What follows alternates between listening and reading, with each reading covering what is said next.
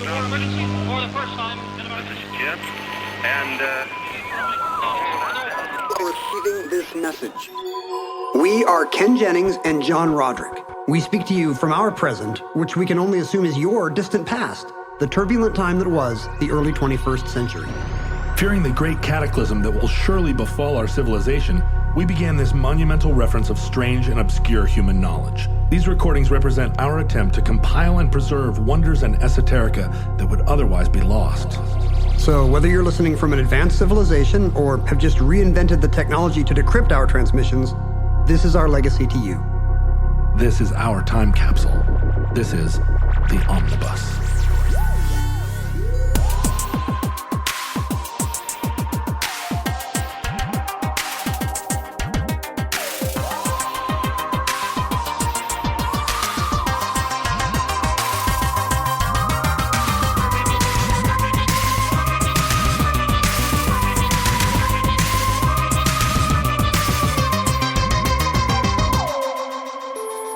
You have accessed entry 1277.EZ3403, certificate number 35844, the tan suit controversy.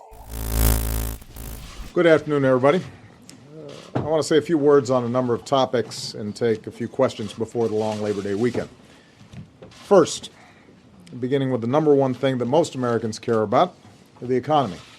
Is this about the tan suit my mom made me when I was like 7 and me and my brother hated them and didn't want to wear them? Tell me more about that. That's really not that much more to the story. I feel like I covered the highlights just right there. My mom made them from like a McCall's pattern. She did. Did your mom make your clothes? No, but sometimes. It seems like a suit would be a thing that would be much harder to make than... Very ambitious, right? Yeah, right. Maybe that was fun for matching her. Suits for you guys? Yeah, her little 7 and 5-year-old and matching, they were some kind of a tan, kind of a light check of some kind. Mm-hmm. And... How long did they fit? How many times did you wear them? I mean, that's the thing about making a suit for a 5-year-old, really. Right. I don't think I wore a suit to church every week. This would have been for like family pictures. You should just cut out sleeve holes in a flour sack and make your kids wear them until they're at least 14. That's what I do. Right. Because the flour sack companies know about this and they make them now to look like those tuxedo t-shirts. So you can just put some arms and leg holes in them. Wear them to church, wear them to weddings. Wow. I really now I want to see a picture of you and your brother in these tan suits. I kind of want to also. I wonder if I can dig one up. Yeah, that should be the show art for the show, if you can find it. I don't know what the controversy is. How many suits do you have? So you appear on television in suits. They tend to be fairly tailored, but, like slim cutty suits. How many of those do you own and how did you come about owning them? Most of my suits I now have because they were wardrobe for something. Oh, and then you walk out with them? Sometimes, because if they've tailored them for you, a lot of the times they're like, hey, do you want to keep the suit? And I'll be like, sure, that was a nice suit. Do you have to give them $50 or do you wave your hands around and say, hey, look over there, and then you run out the side door? I'm sure there are ways to abscond with wardrobe. Right. But I've never tested any of them. That's how I have my ermine robes, actually. All my ermine robes came from playing Kings. And is there ever an email after the fact? Hey, did you leave the ermine robe in your dressing room? Because we can't find the ermine robe. I actually, the other day, I hate to say this, but I had a pair of glasses that broke, and I got it from a mall glasses company that offered a replacement warranty for 1 year. Mindy just got me sunglasses that come with a lifetime of sunglasses. Yeah, or somehow. And these glasses had truly gotten scratched and broken. I mean, they were normally I wouldn't avail myself of a deal like that, but I had messed up these glasses pretty badly, and I got a new pair, and it all happened online. You send in a thing and I showed up at the store in the mall to get my new glasses. And the person helping me was the person that had originally helped me get the original glasses. And I hated the person. I really, really had a bad experience with them. Did they remember you? No, right? Well, we both had masks on now where we didn't a year ago. And And as he handed me the glasses, he said, you sent in your old glasses, right? This broken pair of glasses. And I was like, oh yeah, totally. And in that moment, he knew that I was lying, but he had already handed me the glasses. It would have been very hard for him to snatch them back. What that means is you didn't do it right. I didn't do it right. You're a man of good conscience, and you could not say, "Oh, of course I did," convincingly. Yeah. He could see the hesitation in your eyes. Yeah, I didn't feel good about it, but then I was like, "Oh, this is just one of those perfunctory things where they want me to send it back because they want to make sure I'm not cheating." Yeah. And then they're going to throw it in a crusher. Let's just save ourselves the postage. But your Jesuit upbringing wouldn't quite let you get right there. Yeah. And then I moonwalked out of it. But you were already holding them in a tighter grip than he was? Yeah. Did you guys do a little back and forth? Back and forth. I think he saw in my eyes that I didn't like him. And maybe he probably remembered, that I kind of even snapped at him. I didn't like him so badly. But you look good on television, wouldn't you say? Do you feel when you... I look better when I'm in a nice suit. When you're in a suit, do you feel it gives you a confidence? I was on Anderson Cooper's web show recently, and he showed a clip of... he looks amazing. Oh, he does look good. Yeah. That's not the point of the story. But sorry. But he really does look good. Yeah. Those glasses always look good. Yeah, handsome man. They showed a clip of me on the show after I lost on Jeopardy in 2004. Alex brought me back up at the beginning of the show just to wish me well and kiss me off. And, and I'm just wearing whatever my suit was in 2004, some JCPenney's suit or Men's Warehouse or something. And I'm there in this kind of blobby, shapeless charcoal suit. And I'm like, that looks awful. Right. In comparison, the stuff they got me in now that's actually been tailored looks really good. But so Jeopardy doesn't care if the contestants look good. Did they put you in that suit? I mean, or was that the suit that you bought to go to funerals and weddings? Yeah, it was just just, one of two funerals and weddings suits in my closet, or church. Some of us go to church. Sure. I'm sorry, of course. The church. It just makes you worse at lying to glasses store cashiers, but it has other upsides. Church is kind of like going to a wedding and a funeral at the same time, right? Every week. Yeah, right in between. When you were doing the GOAT championship with those two other ding-dongs, how did you think about dressing to crush their spirits? Was it because you all looked great, but we know the young guy, Hohenzollern. He won't wear a suit. Right, he doesn't wear a suit because it slows him down on the button. Slows his buzzer attack. Yeah, he thinks. But so you guys all were dressing in order to. I mean, you knew this was going to be primetime television. Was there any coordination? Did you have any help from wardrobe? Yeah, normally Jeopardy contestants are on their own, and that explains a lot as to what you see on Charlie Brown t-shirts on your television. And recently, I think the show has been trying to casual people up a bit, just so I think maybe so the show looks a little younger and more fun. Some people are not wearing a blazer; they're wearing some kind of a fleece or a Henley or sweater of some kind. All of that, it just makes me barf in my mouth. But, it's true that people either looked like they were in computer maths or they looked like Hillary Clinton in law school. But you never regret dressing up a little on TV. Here. You're never going to think, boy, I looked a little too fancy there. I wish I'd worn a fleece. It's because we just expect to see everybody on TV in a very nice suit, even if it's a total goober, even if it's Jimmy Fallon. Our default view of him is in a pretty nice slim cut suit. Right. So the second you see anybody wearing just, a perfectly nice button up that would look great at an after work get together at the local watering hole, you see that on TV and you're like, who is this homeless person? Well, and that's never more true than the way we look at presidents of the United States, right? They're the ultimate suit exemplar. And you don't even realize it, but it's just weird when they're not. Right. And with the casual Fridayization of America, which has been happening since the 90s, we see fewer and fewer suits all the time. When we were kids, definitely when I was a young kid, every person was in a suit or a dress. How many suits did your dad have? A lot of suits. So, my dad was a politician. And in the 50s, his signature look was tweed jacket and bow tie. And when he met my mother in the late 50s during the Kennedy administration, Kennedy was the president that modernized the fashion for a presidency. Truman. What did that mean in practice? What are the differences between Eisenhower's suits and Kennedy's suits?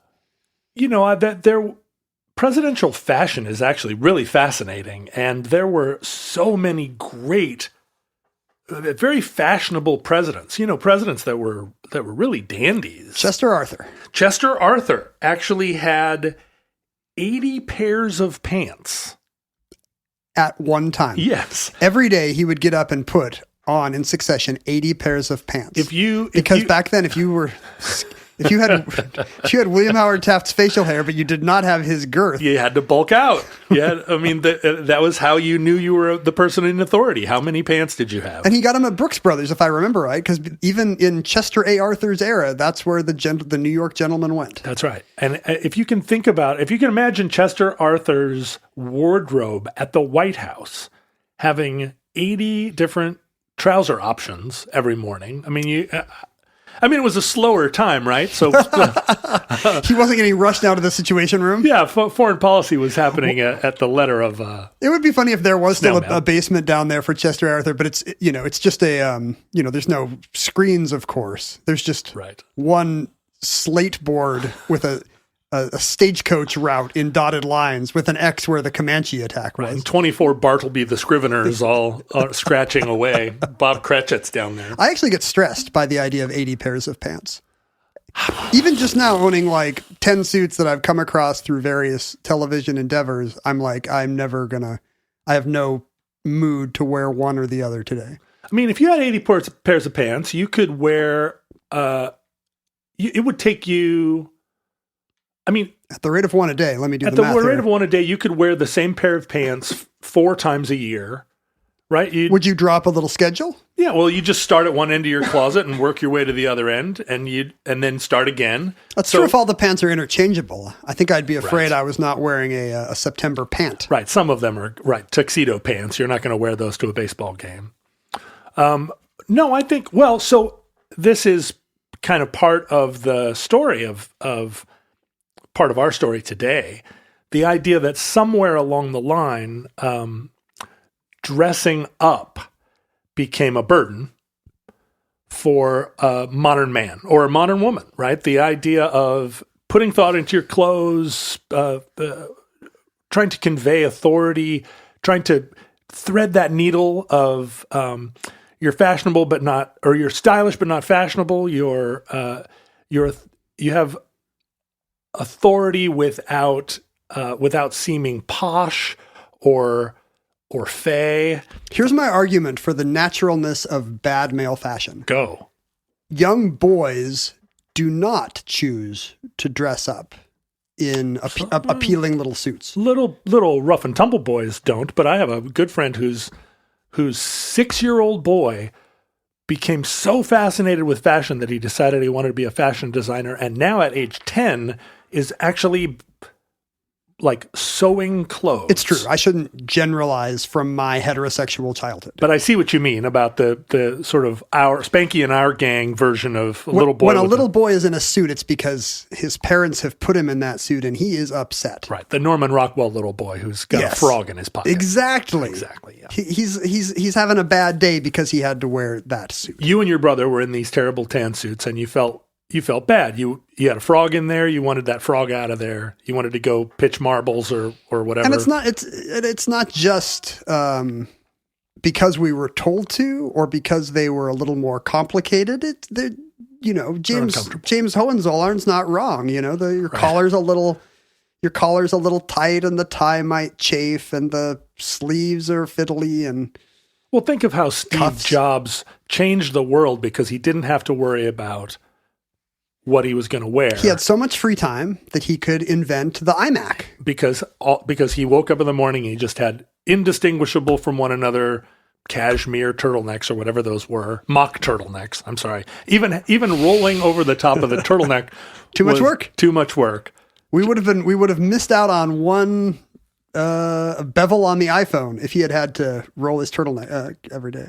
I think it's something about our modern kind of efficiency culture, and maybe it started with the space program, the idea that they had discovered that you could just drink a glass of Tang and take one pill that smelled like a turkey dinner, and you wouldn't have to worry about food. The future won't have that. The future won't have all these old-fashioned attachments to your daily grind. You know, part of the efficiency of the future is everybody's in a jumpsuit that looks the same, right, and eating their food pellet that tastes like roast beef. And it might have come it might have come before the space program. We've talked about government cheese. We've talked about the industrialization of food.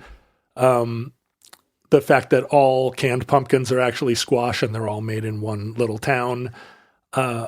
Industrialization, efficiency, streamlining. I mean, food is now pretty easy to get not just a takeout dinner or a microwave dinner. No, food got more elaborate. It did. But it's still so much easier to make an elaborate meal today than it would have been in 1940. Yes, microwave ovens, pre-cut ingredients, right, etc. Your Hello Fresh box is so much different than going out into the yard with a hatchet to kill the chicken. It's always funny when the future, movies try to put people in suits of the future because they want to convey formal wear, but anything like modern formal wear looks old-fashioned. It looks like Chester A. Arthur is wearing. You can't put the head of the Federation of Planets in a Brooks Brothers suit. They do that thing they did in Aliens where they mess around with the lapels. Yes. It's basically a Nehru jacket of some kind. Yeah. It's tailored like a suit, but then you do something weird to the collar. Right, pop up the collar. And that conveys that it's the future.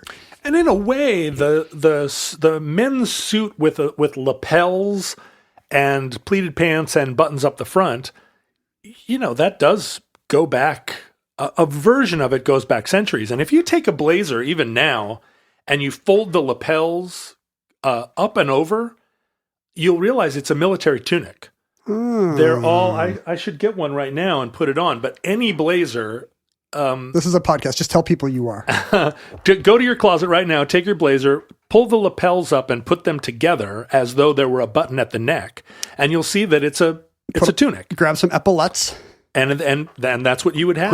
Grab your grandpa's Iron Cross. You put brass buttons down the front of it, and all of a sudden, you're the Kaiser. So the kind of like the tricorn hat becomes a cowboy hat, becomes a bowler hat, depending on how much rain has been on it. Yeah. There are the blazer and its connection to uniforms is pretty direct. And you can gussy it up, you can casual it down. I should say, by the way, that the straight male's aversion to elaborate layers of clothes is something that goes away with contact.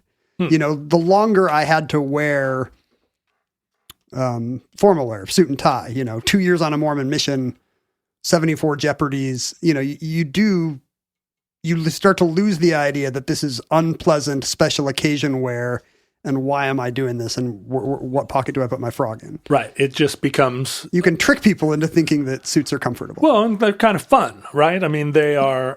more choices. Yeah. And also... Look, if you've got 80 graphic tees, that's the same as Chester A. Arthur. Right? Yeah, well, if it depends. I mean, if they have different, if wolves howling at the moon, and then you have wolves howling at other wolves. Is it a Joy Division cover day? Right. Wolves, right. Joy Division, wolves. Punisher, wolves, Joy Division. You've been in my closet. But men's fashion, I think, as it became more and more codified and more of the energy went out of it, it became truly a uniform, and by that I mean that the options, the flourish, just drained out of it as we got further and further into the 20th century, and the idea of, I think that men's fashion has been attacked on all sides by the kind of the general idea that men aren't supposed to pursue fashion, I think toxic masculinity is killing men's fashion. In the latter half of the 20th century, it was like the last place that you could express your straightness by just being dull, by being very rumpled. Yeah, Clearly, I must be attracted to women because I am not attractive to women at all. If not rumpled, certainly not tailored, right? And the accessibility of the off-the-rack suit meant that you could show up in the expected attire without looking like you tried and without really spending any money. And globalization making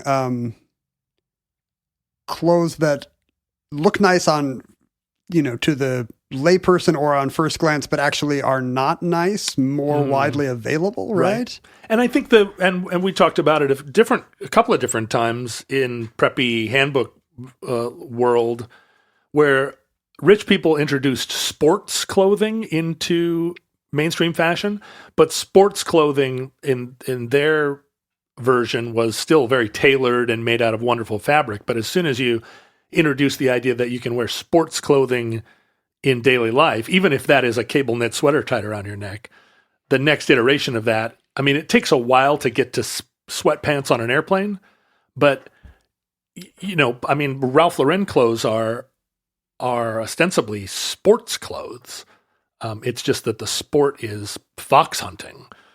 But once streamlining became an option. Right. Then tennis clothes, and pretty soon golf clothes.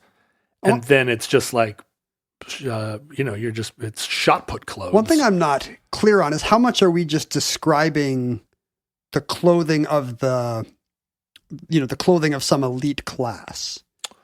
I mean, you watch any movie set in 1930s to 50s America, and regular working class people are putting on a suit and tie, right, just to go to the ice cream parlor, right? It's the expectation. But would that have been true in pre-industrial revolution England or France? That even common working people would have been dressing with effort and formality?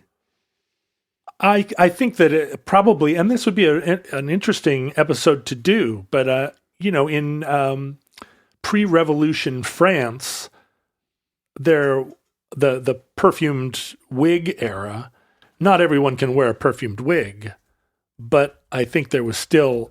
No, where does the hair come from? There's got to be there's always been attention to detail paid to clothes, and there have also always been people that didn't have the time or inclination or eye for it.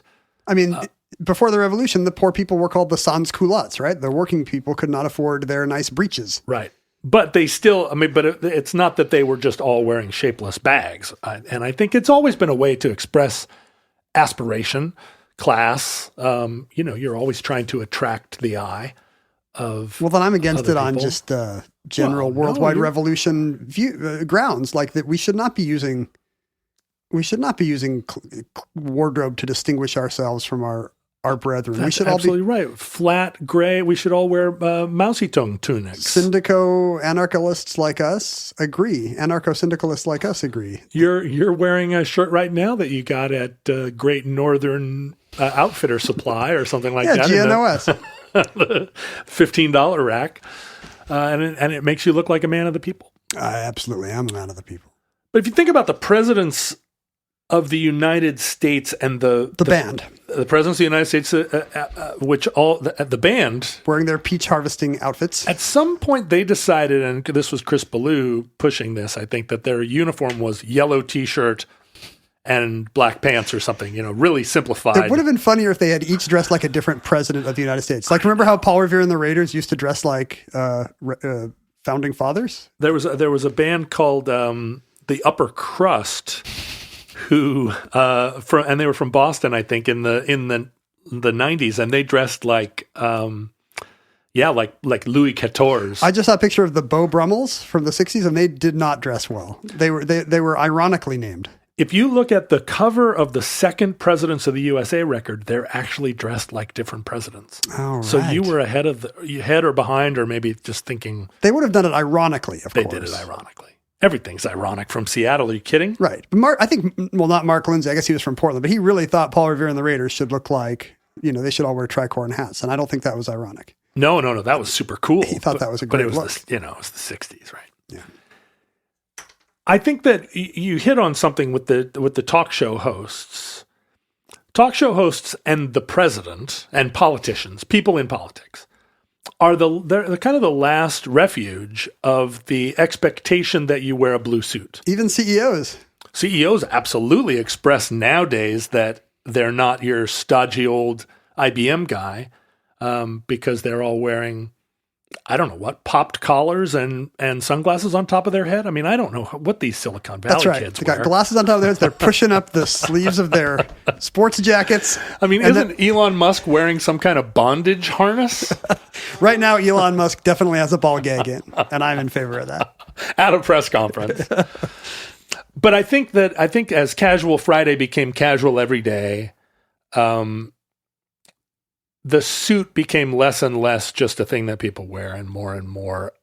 It actually had the reverse effect where it became completely symbolic rather than, symbolic of power. I have chosen to look like an old-timey status symbol. Right, or I'm forced to look like an old-timey status symbol rather than the kind of what actually is an equalizing effect.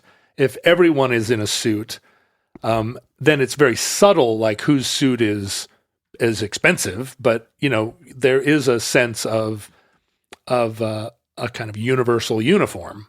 I guess that's one reason why Mormon missionaries still do it. It does convey a certain kind of old timey ecclesiastical churchmanness, but it's also it's a great leveler.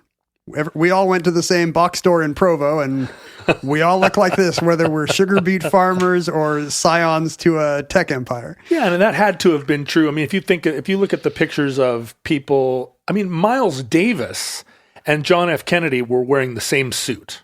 Like they would alternate. 1960. It's literally the same one. They would alternate. Yeah, it was a little short on Kennedy. The sleeves were a little long on Miles. But no, the fashion, those slick kind of thin lapel sharkskin suits. I mean, yes, you look at pictures of that era of civil rights movement marches, and everybody's wearing a suit.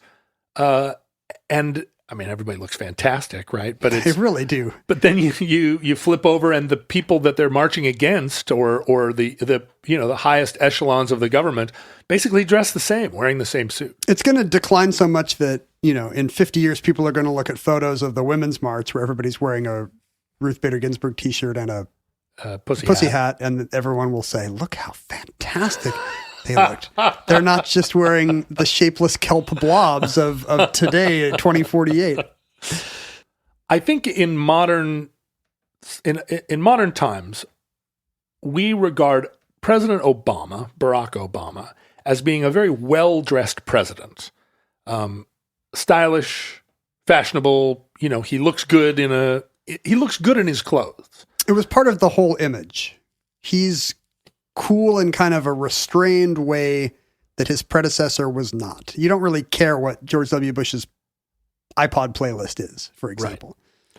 Right. And George W. Bush was of that school.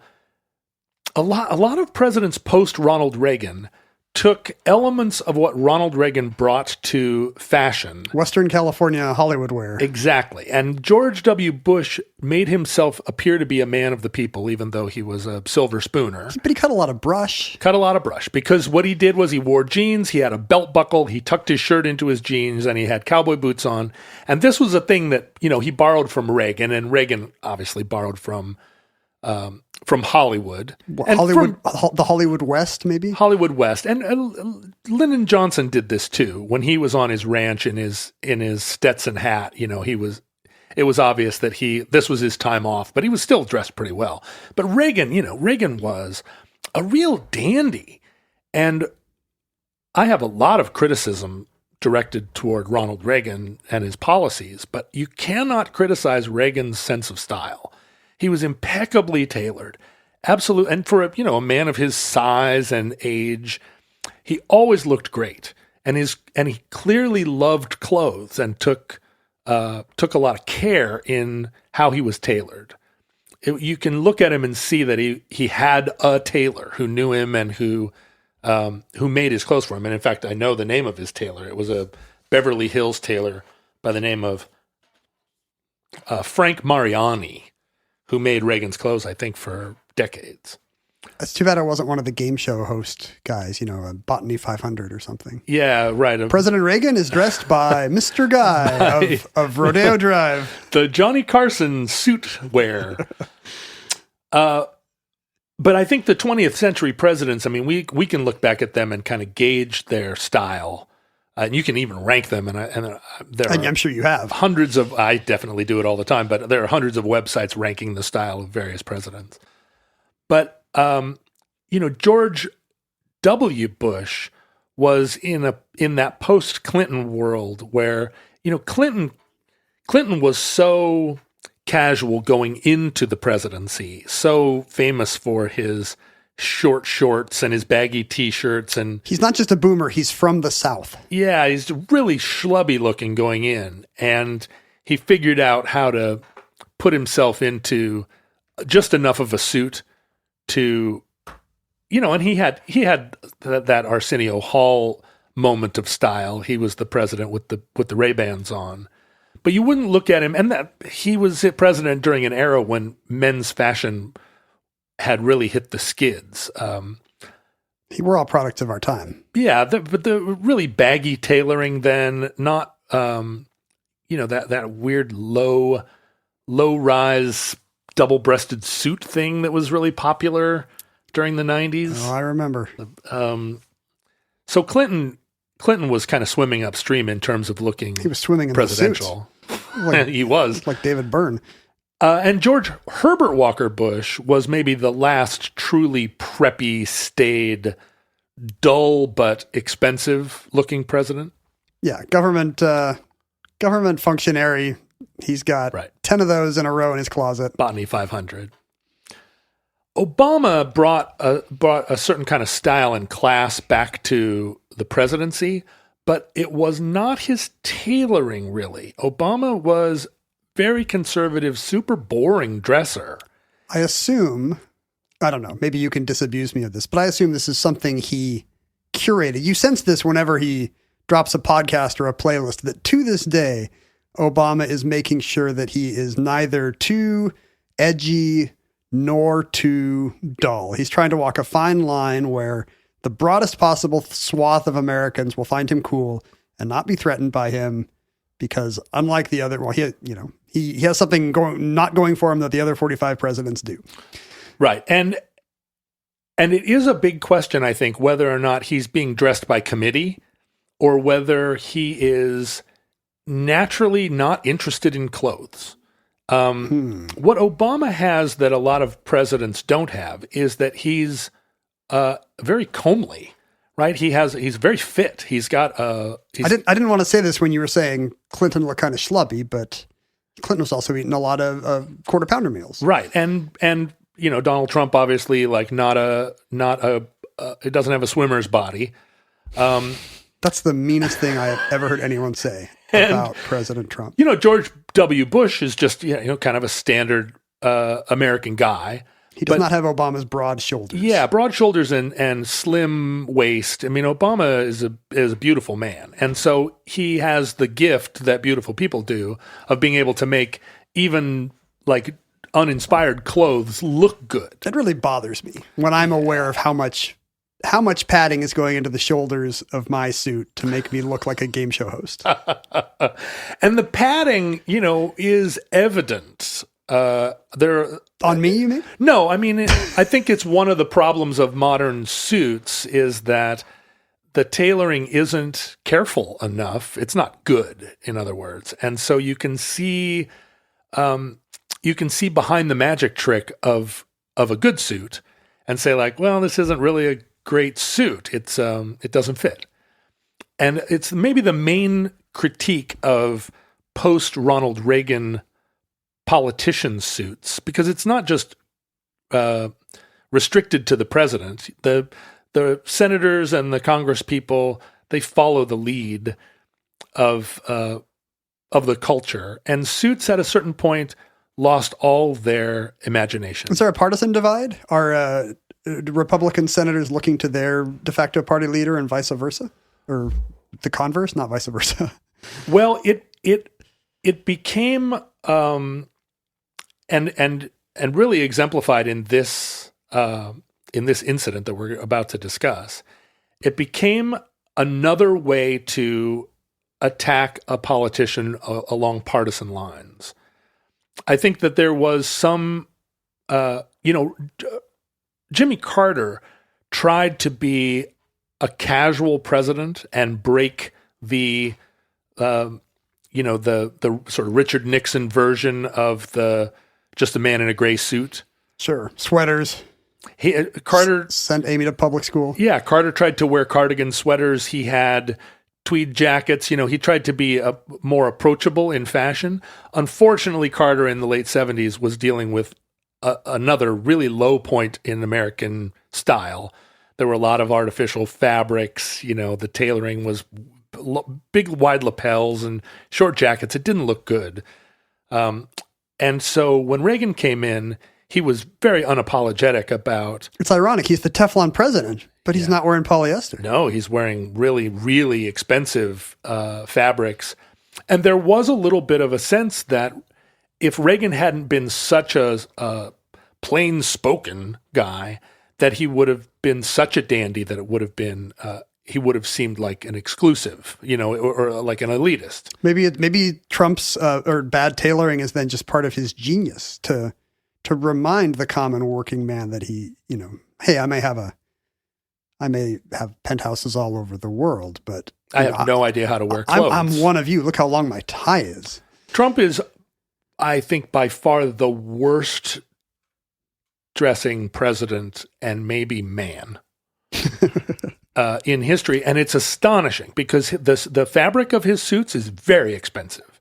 Like his suits are made for him and they're expensive. It's just that you can see that the man himself is dictating to his tailor what he wants. He wants it to be cut this way. He wants the pants to be like this. The big guy wants his steaks well done, and it doesn't matter how expensive the cut of meat is or well-heeled the chef is. Right. Burn them and turn them. And so, Trump getting engaged in how his suits are made is the problem because he doesn't have a sense of what would look good on him. The event we're discussing, or the event I'm describing today, was a moment that happened during Obama's presidency, the late summer of 2014. Rare for us, by the way, to put a 21st century event in the omnibus. Only the very most important of events go in. And it belongs in the omnibus for a couple of reasons. And as we'll see, the event itself was not really anything, but the reaction to the event and then the reaction to the event, and now the recursiveness of that reaction is it's become almost like a perfection of the form. But what happened? The inciting event was a press conference right before Labor Day in 2014. ISIS in Syria was in all the headlines. It was kind of one of the biggest sort of political crises of 2014. What to do about the Islamic State that appeared to be sweeping across the Middle East. Suddenly, the Middle East is hot. Yeah, again. and they appear to be reestablishing the caliphate, right? And the possibility that this group could unite the Arab world. Very upsetting to a nation that has realized how much blood and treasure it's invested in not having that happen in that exact part of the world. Yeah. And yet here we are. How did it get to this, right? And how did it get to this so abruptly? And how did it get to, I mean, this is the opposite of the idea that we were going to bring democracy to. Is it possible we made everything worse? To the Middle East. Are we the baddies? And it comes hot on the heels of the Arab Spring, where we really believed like, oh, wow, democratic revolutions across the Arab world. It's finally arrived. It's going to be Lebanon's the Paris of the Middle East Sweeping again. east from Tunisia like everything does. Yeah, and then all of a sudden, all these guys in black turbans riding in the back of Toyota Hiluxes. All got swords? And what Obama didn't, I mean, it took us by surprise, and the Obama administration didn't really have a response at first or really later. But at this press conference, this was, it was a press conference called to discuss these startling and terrifying events in Syria. It was a hot summer day in Washington, D.C., and Obama arrives at the press conference in a tan suit, what you would call a khaki suit. Mm-hmm. And the khaki suit is... Well, you said it's when? It's around Labor Day? It's August 28th, 2014. The tan suit is absolutely a fixture of Washington, D.C. summer style, just like the seersucker suit. It's a kind of... It's a hot, humid, muggy place in August. That's right. And you don't want to always be in a blue worsted suit. The tan suit, my dad used to wear these Brooks Brothers khaki suits. He called them CIA suits because in his experience, everybody in the CIA... Because they might have to go to a warm weather climate hop on a plane. You might be in Panama tomorrow, sir. And there are a couple of versions of them. There's the light tan, there's the medium tan, and then there's kind of the green khaki version of them. I always admired the suits because my dad liked them, and he called them CIA suits, and so, of course, I wanted to be in the CIA. So whenever I had a chance, I bought a khaki suit at J Press one time in New York City, and I just felt like the biggest deal having this J Press suit. And the woman that sold it to me, as I was walking around in it, she was like, "You don't wear suits, do you?" I was like, "No." She was like, "Yeah, I can just tell. I mean, I sell a lot of suits to guys that wear suits, and you don't wear suits." I feel like you shouldn't say that if you're trying to sell the suit. Damn it. Is she not on commission? Well, that's the thing about J Press in New York City. They don't care if you buy a suit or not. It's, They'll be fine. You go screw yourself. But Obama shows up at this press conference, and there's just something about the expectation that Obama famously said in an interview with Vanity Fair in 2012, just a couple of years before, he said, "You'll see I only wear gray or blue suits. I'm trying to pare down decisions. I don't want to make decisions about what I'm eating or wearing because I want to save that, decision-making energy for the big..." I'm paraphrasing him at the end here. But that does seem very Obama-like, right? Like this does not, that's not purely a cover story for, look, I want to dress in a way that conservative dads won't think is too flashy. It's really in the family of he almost said, "I'm only eating Soylent milkshakes now because I don't want to have to think about food." From some presidents, you wouldn't buy it, but you kind of do buy it from Obama. You do, and it's sort of what you love about him, right? Obama does feel a little bit like a machine. And it's what's it's what made him so good in that moment. And some people may have found it off-putting. This guy's just engineered to be president, and that's a little ambitious. And maybe they wouldn't have said that about a white guy saying the same stuff. He's a young guy too. Obama was a young president and a sporty one, and and I think that Obama's his careful nature was actually true of him. Although you're right, he was under tremendous scrutiny. And he must have had people telling him, it's wise that you are, not releasing video of every time you surf or ball. Yeah, exactly. And I think, when he did play basketball, I mean, the people that supported Obama loved it, and the people that hated him probably watched him play basketball and had all kinds of mean things. You had Fox saying that there would be hip hop barbecues at the White House, which is not even a dog whistle. It's the regular kind of referee whistle that everyone can hear. Just a siren, right?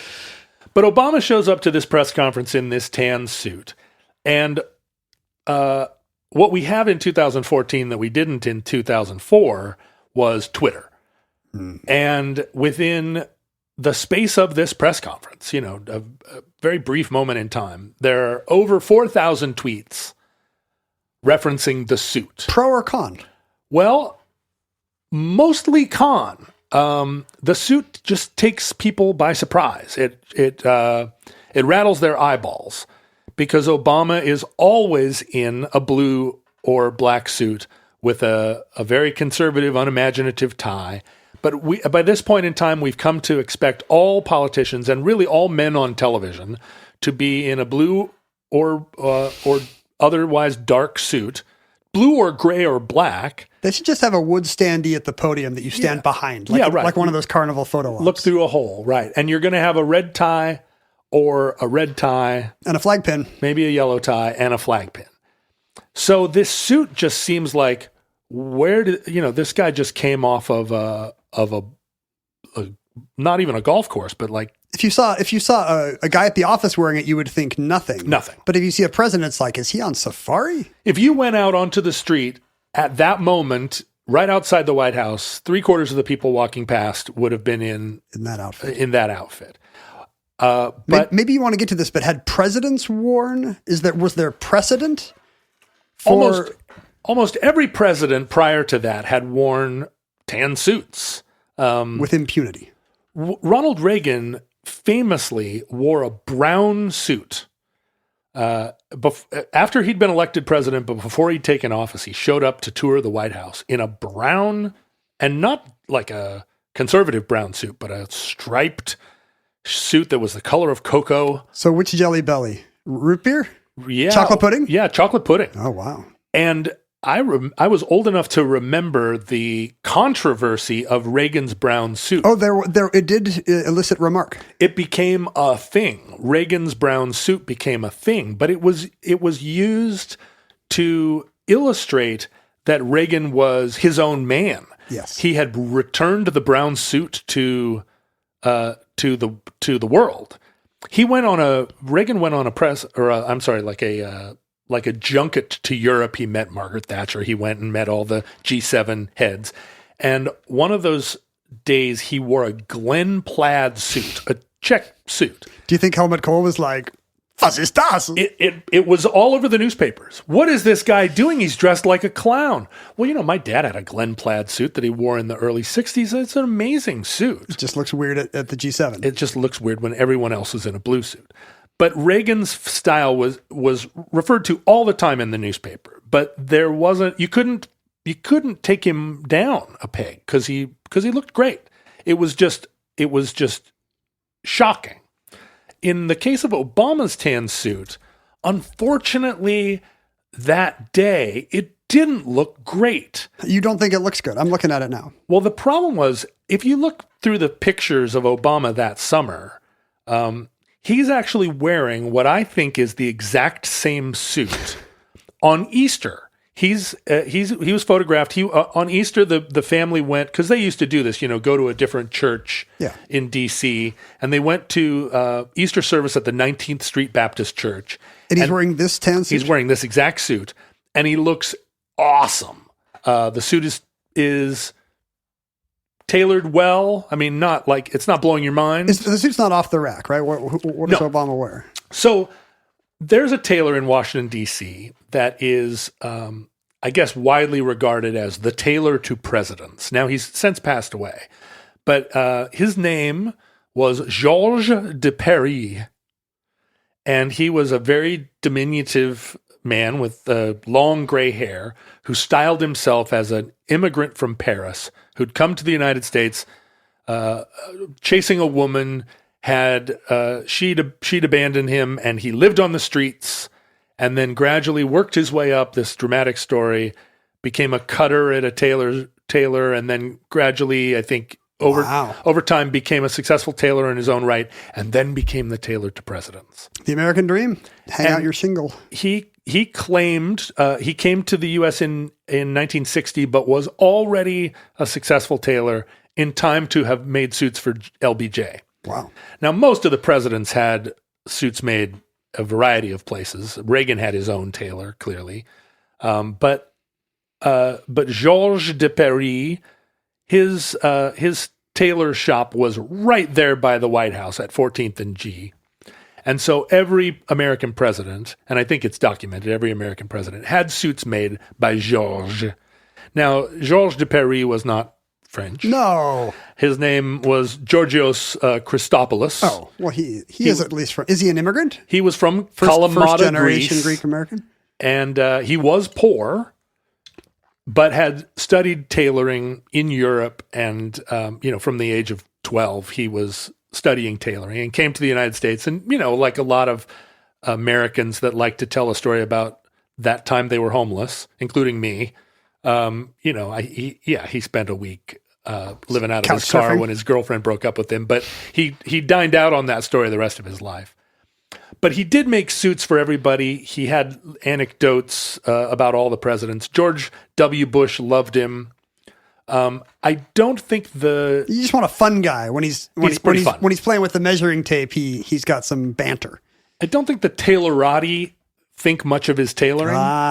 Celebrity tailor. And Obama's suit, at least at Easter, it fits him well, but it suffers from being slightly too large, which is the default of all modern men. Their suit is, most guys wear their suits too big, with the exception of like young hipsters who wear their suits a little too small. And it's very hard to find someone who is wearing their suit the proper size. If you're wearing it a little too big, is that because, I might gain 5 pounds? Is it? It's just, if your suit is, I think, impeccably tailored, you feel very comfortable in it. If your suit is off the rack and being tailored to you, and it's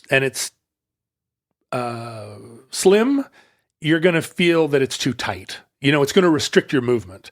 And so in order to feel comfortable in your suit, you get it a little loose, but that looseness often appears in the shoulders and chest as a kind of, like you're saying, shoulder paddy kind of, there end up being gaps between the suit and the shirt.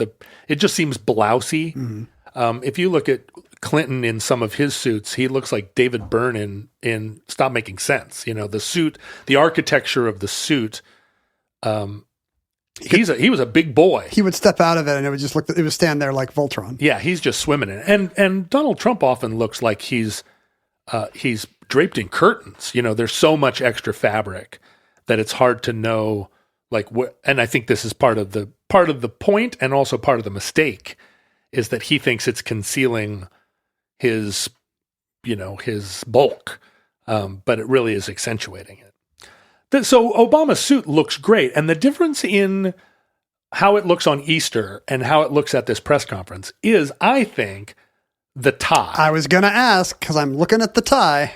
The tie at the press conference is so unimaginative. It's just like a... What is this brownish gray called? It's just brownish gray. I mean, the look is like the steak you would get in prison. It's a prison steak color. And that's what it's called. Right? Prison I would like to steak. paint my living room prison steak. Whereas at Easter, he's got a kind of, like a sunshiny tie, and it really ties the room together. And something in conjunction with his, maybe not so much the bronze skin, but maybe the salt and pepper hair. Yeah. The last thing he needs is more kind of brownish gray. And this is where the boldness of knowing how to dress comes in. If you can wear a pocket square or a tie or a shirt with a little color, it will glue together a tan suit in a way that a tan suit with a off-white shirt and a prison steak tie, it does wash him out. And you look at the pictures of him in the press conference, and you could see people going, that's a weird choice. But because it's Twitter, it immediately becomes a story. Obama's tan suit.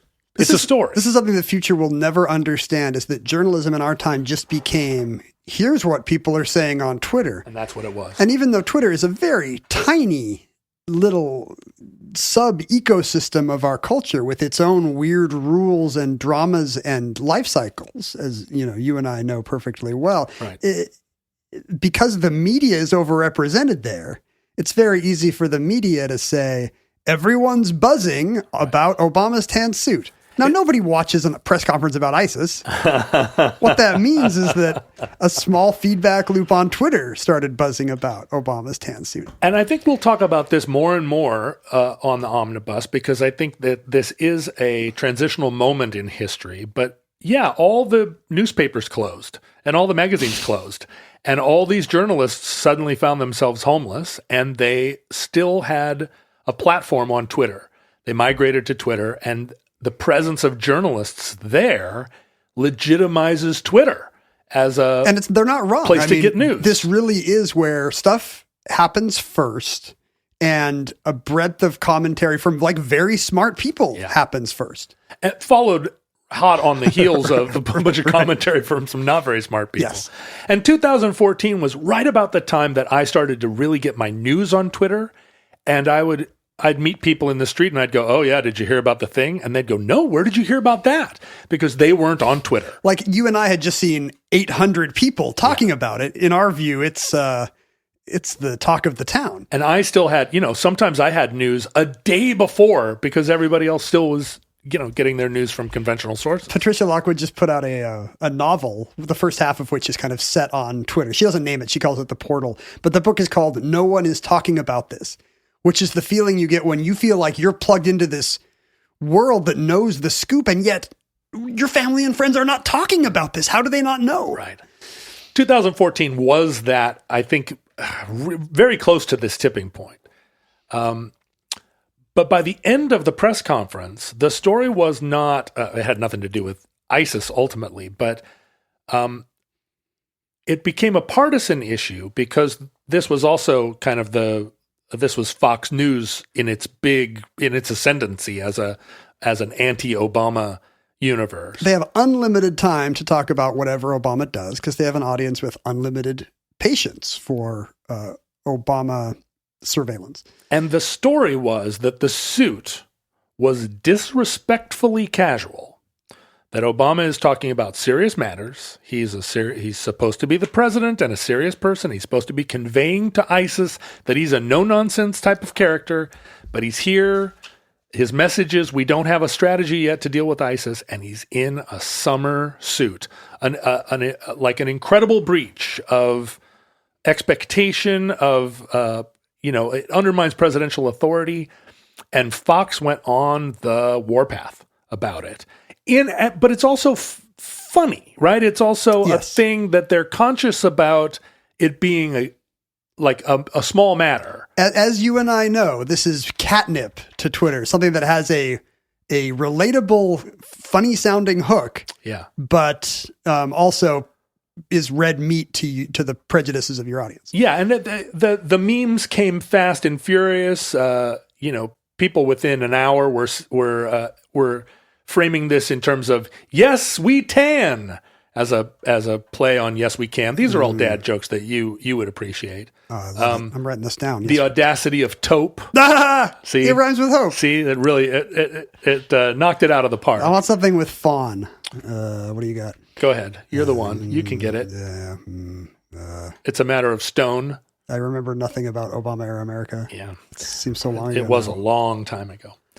But it made the rounds. Representative Peter King from New York City. Oh, boy. New York, not New York City. Not New York City.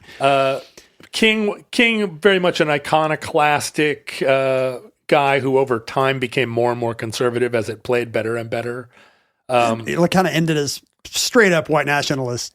Which is funny because before 9/11, he was a guy that like really supported the Muslim population in his district. Yeah. He had his picture taken, hanging in mosques all over. Very much like supportive. And then, by the end, he just retired this year, and by the end, it was a total crank. But at the time, 2014, he did this long press conference where he said, "This is outrageous that he wore this suit." He said, one of his quotes was, and this is garbled grammar, "There's no way I don't think any of us can excuse what the president did yesterday." I agree with that, and its opposite. There's no way any of us don't disagree with, ever forgive. I can neither not condone nor dispute that. And so it became then, there was actually one of these talking head shows, a panel show, where there were 4 people sitting around a desk talking about Obama's tan suit. 2 of them were wearing tan suits. And they all agreed that this was very There must have been a unpresidential. Fox News memo that everybody wear a blue suit today. We're covering the tan suit. It became like clearly a thing everybody needed to comment on. So GQ had a take. The New York Times did a big article on it. Vanessa Friedman, who was the chief fashion critic of the New York Times, drew some interesting, she was the first one, I think, to draw interesting parallels between the scrutiny that Obama was receiving and what was very much a commonplace experience for any woman in politics. Right. So there was very quickly a meme of Hillary Clinton sitting looking at her phone, and the meme said, "President Obama, welcome to my world." Because during her campaign, and I think this has been true for every female politician and every woman in the public eye, there's this like incredibly disproportionate amount of scrutiny directed at their clothes. There is no equivalent of the invisible blue suit, right, for a woman in power. Well, and Margaret Thatcher was someone who, when she first was running for, or when she was first in politics in the UK, was still dressing like a woman of her era. She's just a mom and a research chemist. Yeah, but she was wearing hats and pearls and wasn't taken seriously, and was, her clothes and her style were being critiqued all the time. And Thatcher, in her transformation to becoming the Iron Lady, she stopped wearing hats. She adopted that sort of sprayed on helmet hair. Bouffant. She started wearing blue suits, and she kept her pearls, but she, started wearing this costume that became kind of the costume of a modern businesswoman. If you get a uniform, then it does gradually become invisible to people. You've achieved what a male politician gets handed. And, it's the same reason why Daniel Radcliffe wears the same black t-shirt and jeans all the time, because the paparazzi can't get new pictures of him. Right, exactly. And Thatcher, I think, she established this is what a serious woman looks like. And I think, gave cover to a whole generation of women in business and politics. Because it's like, well, you don't have to think about it. You wear a suit with a blouse, and it's got a high neckline so nobody can comment on your bosom, and just have your hair coiffed in such a way that it also never is subject to critique. And Thatcher always looked great, I think. And you see her with Reagan, and they just look, it's like salt and pepper shaker. I was with you. Like I was going to give you a buy on, you can't criticize Reagan's fashion, but now it turns out you just love all the Reagan era, all the big 80s conservative fashion. I'm just saying there should be either a salt and pepper shaker set of Reagan and Thatcher, or a chess set of their two administrations. Is this why you're dressed like Francois Mitterrand right now?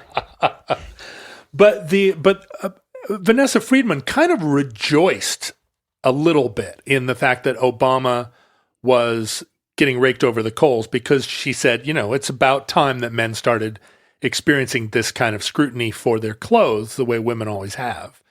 Isn't it easy to, well, maybe this is what you're going to lead to, but isn't it easy to make kind of a progressive argument the other way, that Obama is being singled out in a way that a white president would not? Tying into Fox News's audience preconception that already there's something unpresidential about his skin tone in these situations. And as we all know, we associate certain immigrant cultures with flashy clothing choices. I'm thinking about the Zoot Suit riots of LA of the 30s, just this idea that a forward cut, or especially brightly, unusually colored suit, doesn't seem respectable, especially on people of a certain ethnicity. As you sit and formulate this argument, you're doing what did happen and what does now happen on Twitter all the time, which is that every single argument you could possibly formulate and make got formulated and made, right? Like the people that wanted this to be a question of racism or classism or feminism or anything you could make a case for got made. Take inflation. If a take has already been made, you need a newer, stranger take. And so there was the symbolism of it then went into the kind of tinfoil hat crowd of where people were suggesting that this was intentional. It was a message to ISIS. What is he trying to convey? It was a message to his supporters. It was a message to his opponents. The khaki color was militaristic. So maybe it was maybe it was a message to the military that he was ready for a war in the desert. It's part of the Twitterati that there not only be a take, but that it be a new take, or else why would you read mine? right. And a super duper hot take about class, race, politics. That gets more clicks. That's right. And so all of that happened. Well, because the Obama administration was pretty well on top of everything. I mean, the argument that you're making happened like Sean Hannity back in 2009 made a big 2-day to-do about the fact that Obama ordered Dijon mustard on his hamburger. I remember. And that was a flipperoo, right? Like, which is he? Is he a black guy or is he too fancy? Is he an out-of-touch elite? Yeah. Yeah, which one? I mean, and it was part of the culture of then and now of just like every take, just shoot at the person from every direction. Yeah. But this was a news story. This became a news story that just recapitulated itself. Several days later, they were still talking about the tan suit because of the feedback loop of Twitter, because then the joke was about how ridiculous it was that the tan suit was such a big deal. Yes. At which point it entered the popular culture, Twitter culture, as the exemplifying instance of that Obama was treated unfairly, or that Obama was given special, depending on your political belief, that Obama was given special dispensation, or, like either way. Or special scrutiny. And then enter the Trump years, where Trump was, on an hourly basis, overturning all kinds of norms, Washington norms. Not just fashion. Social norms, like democratic norms. Norms of government. And this meme became a stock response in the culture. Trump would walk out in a press conference and say, "I am the chosen one. God has specially ordained me to make peace with North Korea. I would like to join the Saudi royal family in touching this glowing orb. I would like to go to North Korea with Dennis Rodman and see my good buddy, Kim Jong-un." And a certain percentage, a measurable percentage of the responses on Twitter would say, "Do you remember when there was all this fuss about Obama's tan suit?" And there is something to the idea that Obama ran such a clean shop that it was really hard for right-wing media at the time. There's a reason why there were 19 Benghazi hearings. It was because they did not get thrown a lot of red meat. It was not a scandal-prone administration. And so, in the mind of the left now, the tan suit kerfuffle is just a sign of how little critics had to work with. How unfairly the Democrats are scrutinized, right? Relative to the Republicans. Like there's always that thing of like, can you imagine if a Democratic president said this, what would happen? Oh my gosh! I need to, whatever that phrase is, I need to mute that on Twitter. I know, because it's guess what? It teaches me nothing to imagine that. But we're also only 10 years past the Howard Dean scream, where Howard Dean at a rally, his voice cracked as he was saying, we're on to Washington. We're going to go on to Ohio and then Pennsylvania and then to Washington. Ah! And that was the end of his campaign, the end of his political career in a lot of ways, or, as a candidate, yeah. Certainly it tempered it. But what's incredible about the tan suit controversy is if you go on Twitter today and search for Obama tan suit, a measurable number of tweets will be referencing it. It has become a thing in the culture that transcends. There are people making the reference who didn't see the event. If you had asked me what he wore a tan suit to, I would have had no idea. Getting on a helicopter, you got me. Yeah.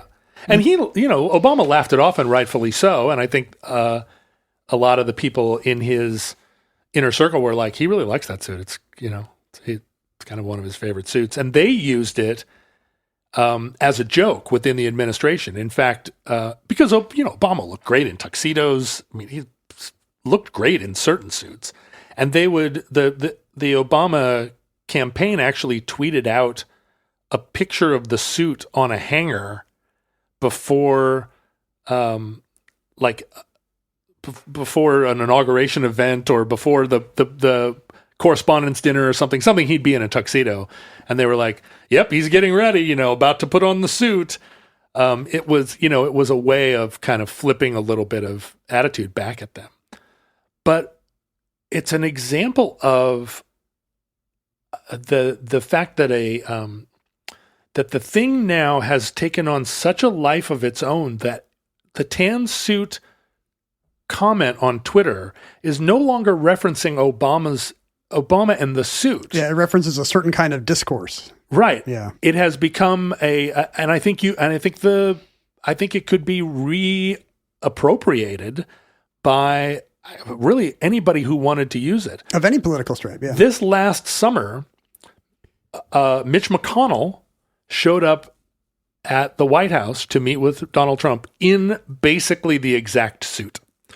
And the Republican caucus a few years prior had instituted what they called Seersucker Thursday, where trying to bring back the seersucker as a suit that communicated the South will rise again. Yeah, a Southern gentility. Like, hey, we need to remind people that we're not just a bunch of hillbillies. Like, we're Southern gentlemen. We're like small town lawyers. We're Atticus Finch, and also plantation owners. But yeah, we'll say Matlock. And so there is a tradition in the House of Representatives of Republican senators, Republican representatives all wearing seersucker on the first Thursday of every summer month or whatever. But when McConnell wore this tan suit to meet with Donald Trump, there was all this "remember when Obama wore a tan suit" pushback, like in his face about it. So the tan suit controversy, which was originally about nothing.